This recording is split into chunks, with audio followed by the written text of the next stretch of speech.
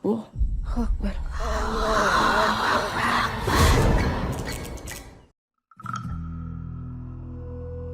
Assalamualaikum warahmatullahi wabarakatuh. Selamat datang kembali di channel cerita horor pen history. Arwah Tante Lita. Kisah kelam keluarga arwah Tante Lita. Kakekku pernah menegur ibuku karena cerita ini. Cerita ini dialami ibuku saat masih berusia 4 tahun. Walaupun sudah lebih dari 40 tahun berlalu, tapi masih membekas di memori ibuku meski telah samar. Salah satu rumah di sebuah kampung yang jauh dari kota di Provinsi Sulawesi Tenggara pada tahun 1967 tengah mengadakan kenduri pernikahan, tepatnya di rumah orang tua ibuku atau kakekku. Dan yang melangsungkan pernikahan itu adalah adik dari ayah ibuku. Lebih tepatnya yang menikah adalah tante ibuku yang paling bungsu. Sebut saja namanya Tante Lita. Singkat cerita, setelah sebulan menikah, Tante Lita dan suaminya memutuskan untuk pindah. Mereka memilih untuk tinggal di kebun. Sekedar gambaran, kebun yang dimaksud adalah sebuah ladang bercocok tanam yang letaknya di hutan sekitar kaki pegunungan dan jaraknya puluhan kilometer dari kampung. Di kebun ini mereka menanam apa saja dan hasilnya dijual ke kota dengan menggunakan jasa angkutan tenaga kuda. Ya, begitulah kehidupan mereka. Konon di kebun tempat mereka tinggal itu cukup angker. Ada sebuah pohon beringin yang apabila malam hari tampak dari kejauhan. Di pohon itu seperti menggelantung puluhan balon. Di pohon itu terlihat sangat terang, tapi apabila diperiksa keesokan harinya tidak ditemukan apa-apa. Namun terdengar suara samar dari atas pohon yang apabila dilihat cuma nampak daun-daunnya yang rimbun. Pernah suatu malam Tante Lita terjaga karena mendengar suara seperti babi. Dia menyangka mungkin babi hutan tengah makan tanaman jagung dan ubinya, dan dia keluar untuk mengusirnya. Tapi alangkah terkejutnya karena yang didapati bukan babi, melainkan sesosok makhluk menyerupai serigala dengan mata merah menyala. Hari pun berganti, minggu pun berganti bulan. Tante Lita pun hamil. Tak kala usia kandungan Tante Lita memasuki 7 bulan, Tante Lita sakit parah. Dan akhirnya suaminya memutuskan untuk membawanya balik menetap sementara di kampung agar Tante bisa berobat. Tapi untung tak dapat diraih, malang tak dapat ditolak. Akhirnya Tante Lisa meninggal dengan usia kandungan 7 bulan. Penyakitnya pun tak bisa diobati karena katanya penyakit dari makhluk-makhluk hutan. Ada yang aneh saat Tante Lita akan dimandikan. Tiba-tiba saja kukunya memanjang sekitar 1,5 cm yang membuat gempar seluruh penghuni rumah, termasuk ibuku yang masih berumur 4 tahun kala itu. Kala itu ibuku sangat ketakutan. Prosesi pemakaman pun dilaksanakan dan cepat. Tante Lita dimakamkan di kebun belakang rumah kakekku, sekitar 200 meter dari rumah. Dan sampai saat ini makamnya masih ada. Dan ada yang aneh pada jasad Tante Lita, yaitu orang-orang yang menusukkan beberapa jarum di kakinya. Entah apa maksudnya, ibuku pun belum mengerti. Dan disinilah awal keseraman mulai terjadi. Malam pertama. Malam harinya keluarga dan tetangga datang untuk membaca ayat-ayat suci Al-Quran. Kesedihan masih terlihat di raut wajah suami Tante Lita dan kakekku. Pada pukul 10 malam para tetangga dan kerabat pun pulang ke rumah masing-masing. Yang tersisa di rumah hanyalah kakek, nenek, suami Tante Lita dan ibuku yang masih berumur 4 tahun, serta saudara-saudaranya. Kata ibuku ketika menceritakan kisah ini kepadaku menjelang tengah malam, terdengar suara tangisan meraung-raung histeris dari arah makam Tante Lita di belakang rumah. Tangisannya menyayat sekali. Sesekali juga terdengar suara tertawa seorang wanita. Seluruh penghuni rumah yang ketakutan cuma bisa pasrah dan berdoa. Tangisan Tante Lita itu ternyata membahana sampai ke rumah-rumah tetangga lainnya. Terdengar suara tangisan pilu yang disertai dengan suara seperti orang menarik daun kelapa di sepanjang jalan di kampung. Kontan saja keesokan harinya menjadi gosip hangat di kampung dan membuat warga desa takut keluar rumah di malam hari. Malam kedua Tante Lita dimakamkan. Tinggal beberapa orang saja yang datang melanjutkan pengajian di rumah kakek. Itu pun pada pukul 9 mereka sudah pamit pulang. Konon kata ibuku, malamnya di dinding rumah kakekku yang terbuat dari papan itu terdengar suara seperti ada orang yang mencakar-cakar dari luar rumah. Menjelang tengah malam, suami Tante Lita hendak buang air kecil, maka diraihnya lah lampu tempel. Maklum, waktu itu belum ada listrik masuk desa, dan dia pun berjalan menuju dapur. Ketika sedang asik buang air kecil, tiba-tiba suami Tante Lita merasakan bulu kudunya yang berdiri. Dan tiba-tiba saja dia mendengar suara tawa cekikikan. Benar saja, di sudut dapur sekitar 5 meter dari tempat dia buang air kecil, terlihat Tante Lita berdiri dengan bola mata berwarna putih dan sekitar matanya hitam. Rambutnya tampak terurai sampai di punggungnya. Betapa terkejutnya suami Tante Lita. Mereka pun saling beradu pandang. Dan yang paling mengerikan dan menjijikan adalah terlihat arwah Tante Lita menggendong sebuah orok bayi yang masih merah. Suami Tante Lita tidak dapat bergerak, mulutnya kaku, bulu kudunya seakan mau terbang. Rasa cintanya pada almarhumah berubah menjadi ketakutan yang luar biasa. Dalam keadaan itu terdengar cekikikan Tante Lita sambil berkata kepada mantan suaminya dalam bahasa daerah kami, dan diakhiri dengan suara tangisan. Namun entah kenapa seisi rumah tidak ada yang mendengarnya kecuali suaminya. Dan dalam keadaan ketakutan itu, suami Tante Lita refleks melempar lampu tempel ke arah Tante Lita dan berlari menuju kamar kakekku sambil berteriak minta tolong. Kami sekeluarga pun terjaga semua dan berbondong-bondong menuju ke arah dapur. Namun arwah Tante Lita sudah tidak ada. Yang tersisa cuma lampu beserta minyak tanah yang berserakan. Tidak kebayang ketakutan seperti apa yang kami alami. Apalagi jarak rumah-rumah tetangga sangat berjauhan, kurang lebih 50 meteran dari rumah kakek. Akhirnya malam itu diputuskan semua untuk berkumpul tidur dalam satu kamar. Sesak dan berdesak-desakan tak terelakkan lagi karena oleh rasa takut yang luar biasa. Apakah teror arwah Tante Lita berhenti malam itu? Ternyata tidak. Sejam kemudian setelah semuanya berkumpul tidur dalam satu kamar, tiba-tiba dari kamar tamu tempat suami Tante Lita tidur di dalamnya terdengar suara seperti orang lagi meninabobokan anak kecil. Di dalam bahasa daerah kami sudah bisa ditebak suara siapa itu. Dalam ketakutan itu tiba-tiba kakek berteriak dari dalam kamar, "Lita, sebaiknya kamu pergi dari sini, bukan tempatmu lagi ini. Kami semua sudah beda alam dengan kamu." Dan suara Tante Lita pun tak terdengar lagi. Keesokan harinya sudah bisa dibayangkan betapa ibunya di kampung. Bermacam-macam gosip pun beredar, mulai dari masalah mati yang tidak wajar, yakni dalam keadaan hamil, lalu gosip masalah tata cara penguburan yang kurang didoakan, hingga masalah tentang Tante Lita semasa hidupnya jarang sholat, ditambah kakek sekeluarga yang kurang berpegang pada agama pada waktu itu. Akhirnya ibuku yang pada waktu itu masih kecil beserta saudara-saudaranya diungsikan ke rumah saudara nenekku di kampung sebelah untuk sementara waktu, untuk mencegah hal-hal yang tidak diinginkan. Tapi tidak dengan kakek, nenek, dan suami Tante Lita. Mereka tetap di rumah itu. Orang pintar pun dipanggil untuk memagari rumah kakekku. Maklum, zaman dulu apa-apa pasti diandalin adalah dukun. Rasa cintanya pada almarhumah berubah menjadi ketakutan yang luar biasa. Dalam keadaan itu terdengar cekikikan Tante Lita sambil berkata kepada mantan suaminya dalam bahasa daerah kami, dan diakhiri dengan suara tangisan. Namun entah kenapa seisi rumah tidak ada yang mendengarnya kecuali suaminya. Dan dalam keadaan ketakutan itu, suami Tante Lita refleks melempar lampu tempel ke arah Tante Lita dan berlari menuju kamar kakekku sambil berteriak minta tolong. Kami sekeluarga pun terjaga semua dan berbondong-bondong menuju ke arah dapur. Namun arwah Tante Lita sudah tidak ada. Yang tersisa cuma lampu beserta minyak tanah yang berserakan. Tidak kebayang ketakutan seperti apa yang kami alami.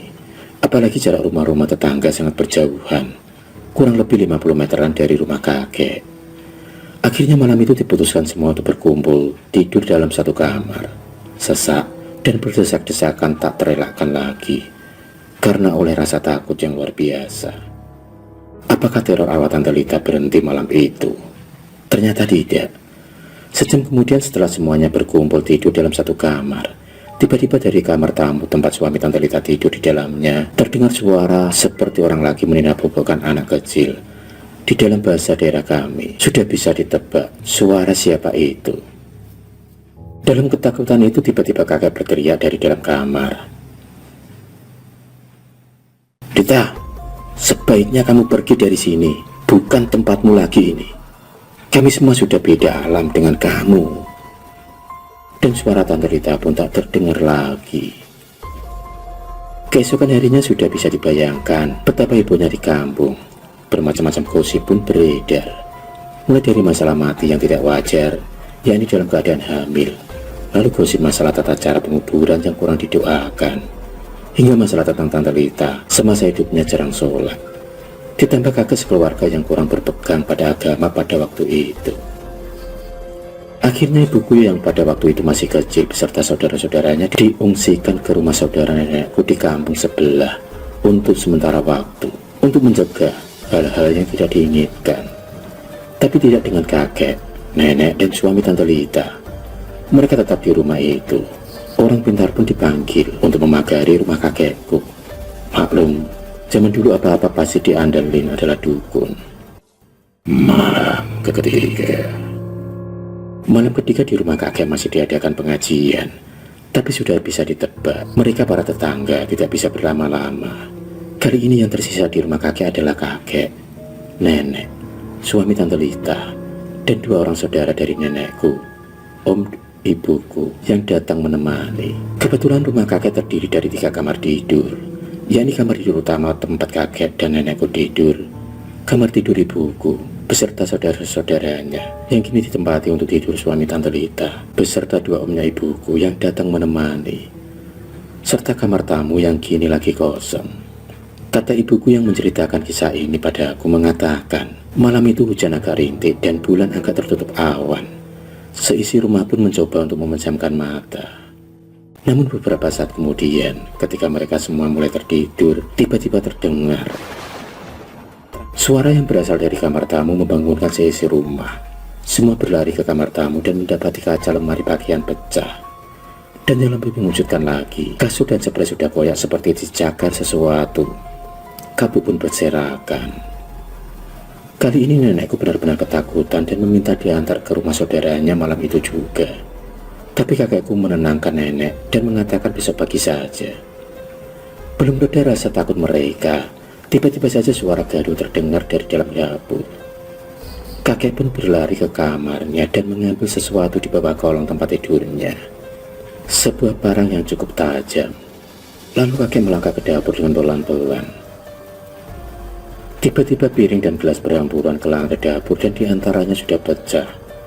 Belum habis rasa penasaran kakekku, tiba-tiba terdengar suara teriakan nenek dari dalam kamarnya.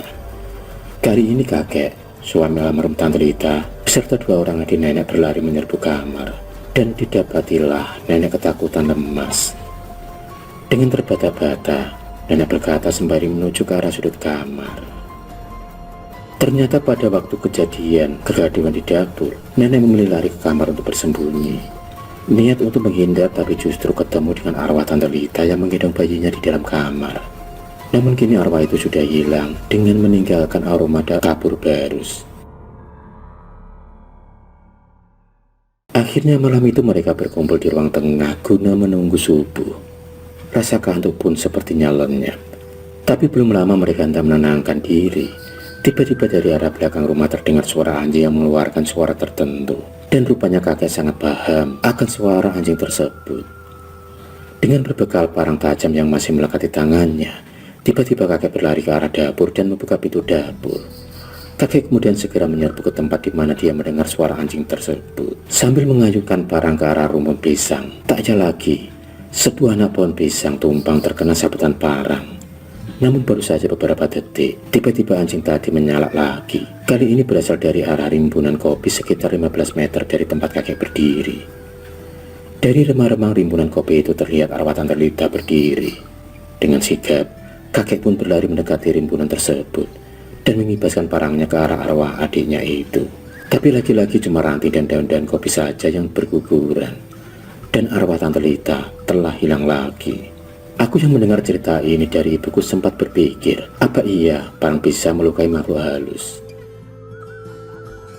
Akhirnya kakek tidak melihat lagi penampakan Tante Lita. Beliau kemudian memutuskan kembali ke dalam rumah dan berkumpul di ruang tengah bersama yang lainnya. Tidak ada suara, cuma hening. Kakek, nenek, suami almarhum dan kedua saudara nenek cuma bisa diam. Dan kakek sempat melirik jam dinding yang telah menunjukkan pukul 3 dini hari. Dan sampai akhirnya terdengar suara minta tolong. Samar-samar suara itu terdengar, tapi mereka belum tahu dari mana suara itu. Mereka pun memasang pendengaran yang baik-baik, dan akhirnya mereka dapat mengetahui asal suara tersebut. Suara tersebut terdengar dari arah rumah tetangganya, sekitar 50 meter dari rumah kakek. Akhirnya mereka memutuskan keluar rumah dan menuju ke rumah tetangganya. Tepat sekali, suara tangisan itu berasal dari rumah tetangga. Sebut saja namanya Pak Siwo. Dan suara tangisan itu adalah suara istrinya. Beberapa tetangga lain pun juga berdatangan, dan mereka semua menghambur masuk ke dalam rumah Pak Siwo. Dan mereka semua pun melihat pemandangan yang cukup mengerikan. Pak Siwo lagi terkapar tak bernyawa di dapur dan diratapi oleh istrinya dengan luka robek di punggungnya yang hitam seperti bekas cakaran, cukup dalam dan mengeluarkan banyak darah. Seperti yang diungkapkan oleh istri Pak Siwo, bahwa malam itu Pak Siwo memang sedang sakit perut. Tak lama tiba-tiba istri Pak Siwo mendengar suara cekikikan, disusul suara erangan kesakitan suaminya dari arah dapur. Istrinya pun kemudian keluar dari kamarnya dan berlari ke arah dapur. Dan dia pun mendapati Pak Siwo tengah mengerang kesakitan sambil memegang punggungnya yang menyemburkan darah. Bahkan istri Pak Siwo masih sempat melihat arwah Tante Lita keluar dari dapur dengan melayang tembus melalui dinding dapur disertai suara cekikikan. Akhirnya dalam waktu sekejap, Pak Siwo menghembuskan nafas terakhirnya. Sudah bisa ditebak, cacian dan makian warga dilontarkan kepada keluarga kakekku. Bahkan sampai tuntutan pun dilayangkan. Akhirnya subuh itu juga, kakek berserta beberapa warga kampung dengan berbekal obor mendatangi kuburan Tante Lita yang berjarak 200 meter di belakang rumah kakek. Mereka kemudian mencabut nisan Tante Lita dan memasangnya terbalik. Kemudian warga mengumpulkan ranting dan daun-daun kering, lalu membakar kuburannya. Konon katanya dari dalam kuburan terdengar suara orang yang menangis. Sejak hari itu tidak ada lagi teror almarhumah Tante Lita. Seminggu kemudian suami almarhumah Tante Lita beserta kakekku berangkat ke ladang tempat di mana dulu Tante Lita dan suaminya tinggal, guna mengambil sisa pakaian Tante Lita yang tersisa. Namun alangkah terkejutnya mereka karena mendapati pakaian-pakaian tersebut sudah koyak-koyak semua. Aku yang mendengar kisah 40 tahun silam itu dari ibuku langsung mengecek kebenaran cerita itu kepada kakekku, nenek, dan saudara-saudara ibuku. Dan betapa terkejutnya mereka semua. Mereka lantas menegur ibuku karena sudah mengungkit masa lalu. Mereka berpesan kepadaku agar tidak menceritakan hal ini kepada siapapun, karena ini merupakan kisah kelam keluargaku. Akhirul kalam. Wassalamualaikum warahmatullahi wabarakatuh.